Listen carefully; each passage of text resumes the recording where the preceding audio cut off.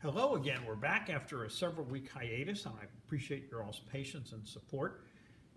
And we'll probably have another hiatus in another month or so when I'm going to get my right hip replaced. This getting old is tough. But we're making progress, and we're working our way through the Old Testament. We're just finishing up Jeremiah. So this is Jeremiah part 3, and we're going to do the Babylonian conquest. Now, Jeremiah is a very complicated book to do the teachings in. He was foreordained by God at a young age, the poor guy. He was told as part of his calling that he could not marry or have children. It means he was lonely the whole time. And he ended up being the messenger of all these unpleasant messages. That, you violated the covenant, you've cheated on the covenant, you've been corrupt, and God's going to punish you in God's own good way, and you're not going to like it. And so, needless to say, the people didn't like hearing this. The kings didn't like it. The people didn't like it. They had popular prophets who've all been forgotten who said, oh no, he's all wrong, and blah, blah, blah. Trying to read Jeremiah. Jeremiah is excellent if you're going to do a doctoral thesis on the complications of the Mosaic covenant prior to the exile. You could write a whole doctoral thesis. I couldn't. I don't want to do that. And it's excellent for sermon because you can take these various one or two of these oracles out, where he goes through this regimen or go through that regimen, and take that out and make it as a sermon lesson. We're not doing sermons here. We're doing a study of the Old and New Testament. So, but trying to study it like we've done the other prophets, it's all a jumble. The first 25 chapters are all these various oracles, and they're not put together chronologically. They don't start from the beginning. There's this one here, and it bounces in, it bounces out, and they stop and change on. So it's very, very difficult to do in a class like this. So I'm not going to get hung up with most of the oracles, but we're going to give you the background, because the key message he had toward the end was that you have violated the covenant that God made with you when he took you out of Egypt and took you through Sinai and brought you to the Holy Land. And we've talked about this 700-year war with the fertility gods, Baal and Ashtart and all that. And he's tried all kinds of ways to clean you up. He brought King David along, and he had the northern kingdom conquered by the Assyrians, and you won't learn a lesson. You keep going back to the same old stuff all the time. Sounds like a bunch of humans, doesn't it? That's what we are. We're a bunch of humans, and we're constantly violating God's laws. And he says, God is going to change this. You're going to be subjected to abuse by the Babylonians, which they really were. You're going to be taken off into exile, and God will get rid of the old covenant, the old Mosaic covenant, which has not worked. You have not stuck to it.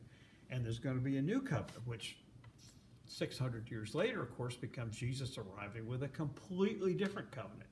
Not a covenant to a particular people, ethnic group like this one is. Not a covenant based on these strict laws and animal sacrifices and all this stuff, but a covenant based on belief.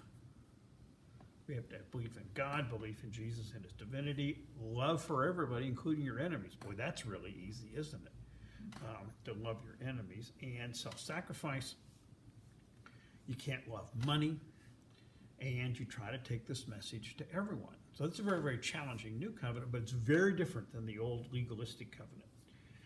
And so he is an important transition between the old Mosaic covenant and the new coming covenant, which becomes more clearly stated in a couple weeks lessons when we're into the second part of Isaiah and the third part of Isaiah. And that'll be about 2 weeks or 3 weeks, depending on my schedule.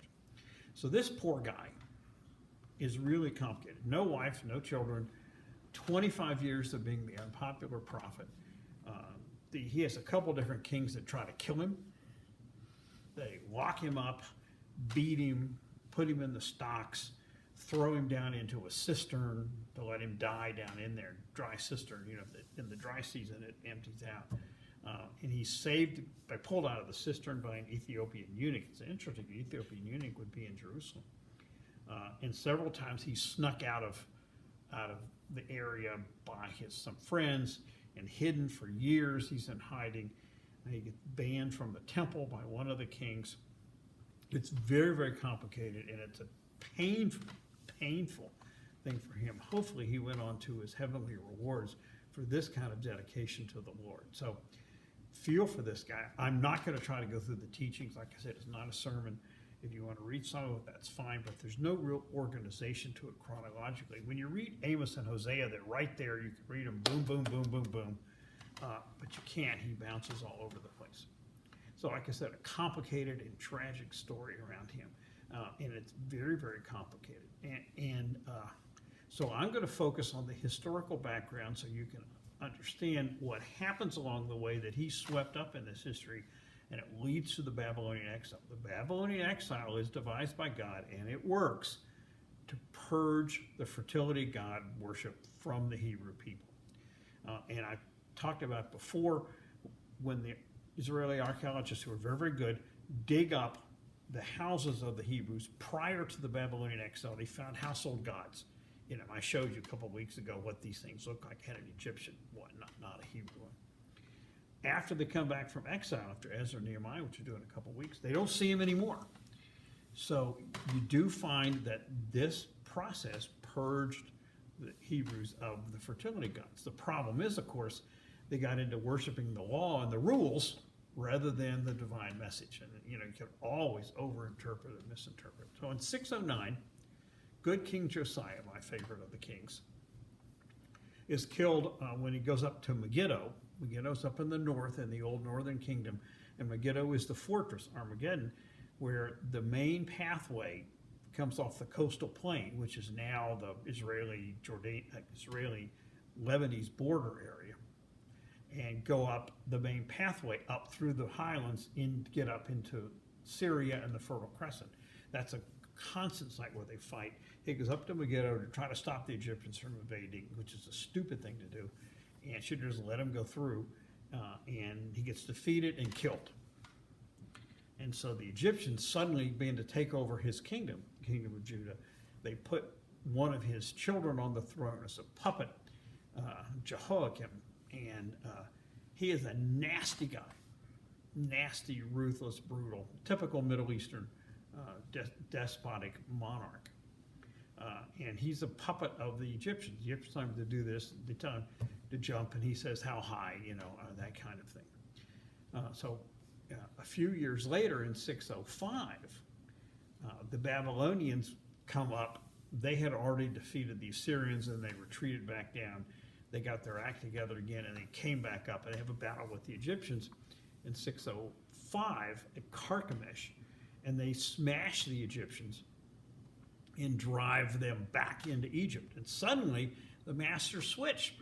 It's not Egypt in charge, it's Babylon. And the Babylonians were nasty and ruthless, like all these people are. And so Jehoiakim is back on the throne again, but he has to switch masters and bosses, and he gets really brutal. He just to maintain his real control, and Jeremiah says, this is the threat is coming from the north, because even though Babylon is southeast of Jerusalem, the way to get there is up the Fertile Crescent, up the Tigris-Euphrates, into northern Syria, southern Turkey, and back down that way, because there's no water in between on a straight line between Jerusalem and Babylon. So the threat's coming from the north. These people are going to destroy us, blah, blah, blah, blah, blah. Jehoiakim doesn't like hearing this. He wants to kill Jeremiah and just get rid of him. This is after that, because he's afraid of the Babylonians. And Jeremiah says these people are going to be in charge. His other nobility, the cousins that are princes and stuff, they talk him out of it. And so he bans him from the temple. That's just really this is a guy who's a prophet, and he's told you can't come back to the temple. It's really quite punishment. And so he has to write down, he has a scribe named Baruch, and he has Baruch write down this message.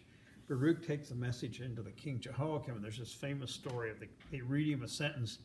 The king takes his knife, cuts the sentence off, throws the script into the fire and burns it. Read the next sentence, the same thing. Nice guy, okay, really nice guy. Shows how much he cares about the Lord's message.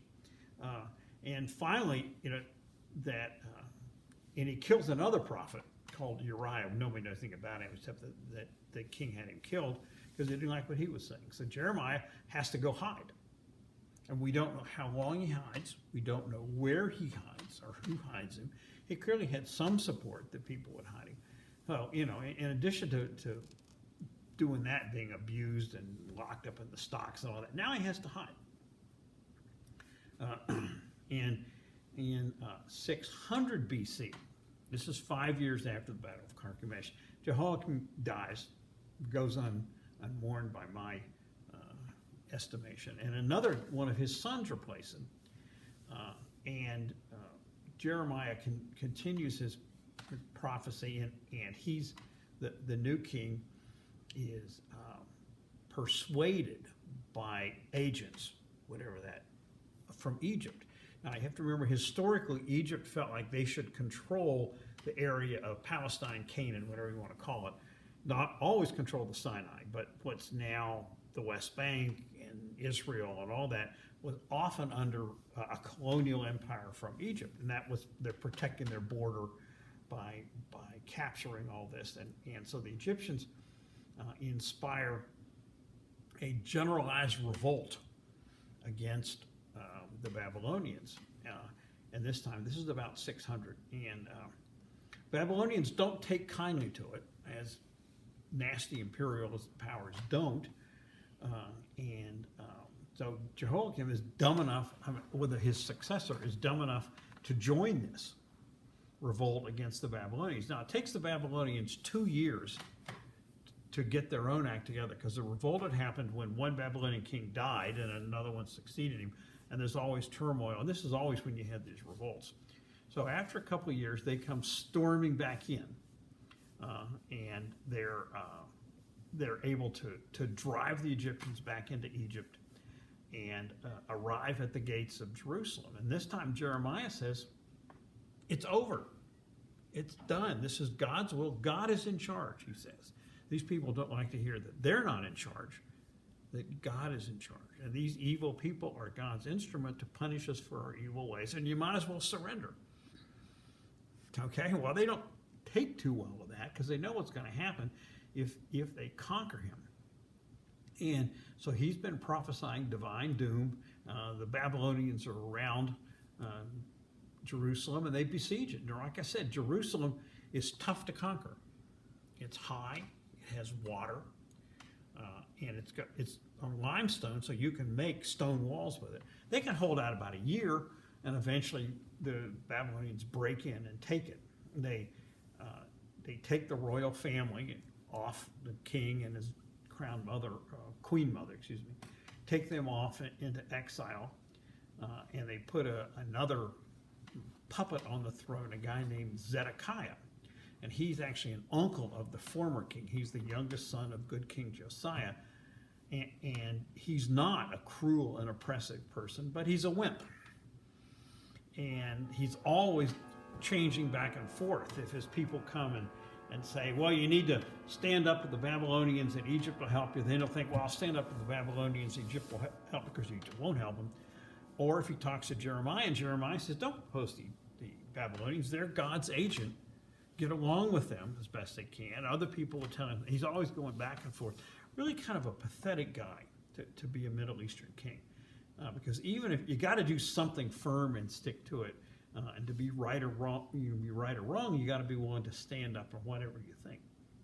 Jeremiah continues to prophesy that our allegiance should be to God, not to political things, not to Egypt, not to Babylon. And he has a duel with another rival prophet named Hananiah. And as part of the duel, there's a famous story where Jeremiah puts a yoke, like he's an oxen, and you have a wooden yoke that you hook the oxen up to pull the thing, to show that you're going to be yoked and made slaves by the Babylonians, and this is your fate. You have to accept this. This is because of you haven't been obedient to God. And Hananiah takes the wooden yoke and takes it off of it and breaks it. Okay? Well, so Jeremiah gets an iron yoke and puts it on. You can't break that. So it's kind of a classic story. And And then again in 588, now you're talking about 9 years after the first Babylonian conquest, there are actually two.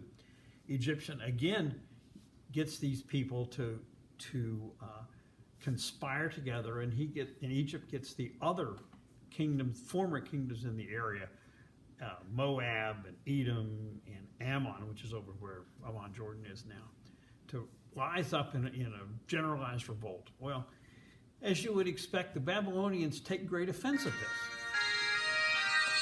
Excuse me. Actually, that's a former pastor calling me, so I'll call him back. And that's a unique event in our taping. It's a good thing it hasn't happened yet. So they take really ill at this. They don't like having this massive revolt, and they come back and they squash them one by one. And Egypt runs back and hides in Egypt behind the Sinai. It's very tough to conquer across the Sinai in the old days. You know, there's no water and all that.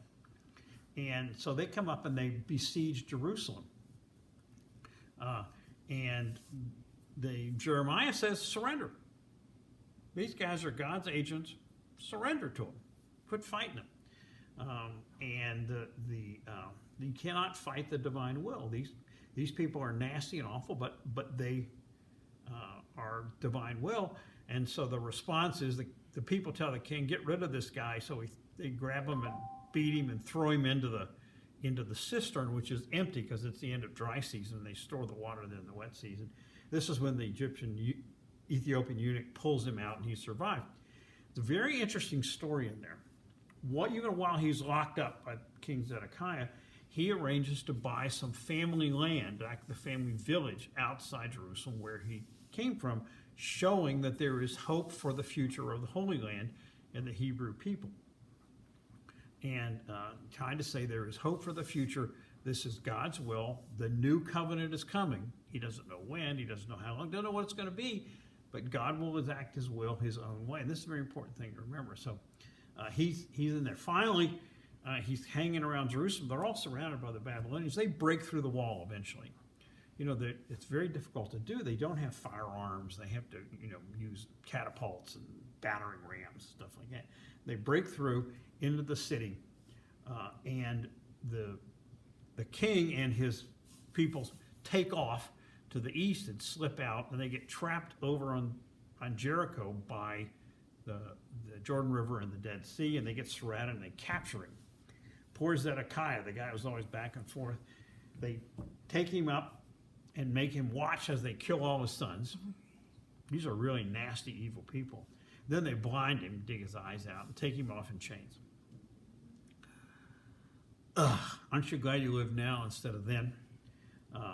But they leave Jeremiah alone because Jeremiah had not been plotting against the Babylonians. He'd been telling them to surrender and not fight these people. So he's left in Jerusalem. They take, again, the first time, exile 10 years before, they'd taken out all the nobility, all the skilled artisans, all the royal princes, everybody had been taken out, and this smaller number of less important, less capable peoples left behind, they take all them out again. And they get taken off to exile again. So everybody of any significance, except for the poorest peasants, are taken out of Jerusalem. And they burn down all the buildings and flatten all the walls, basically make a ruin out of Jerusalem. And what happens over the next couple months is some Hebrews who had scattered around the country, had not been trapped in Jerusalem, came migrating back in.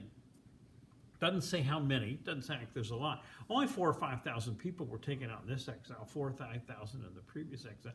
So it's probably just a couple hundred people.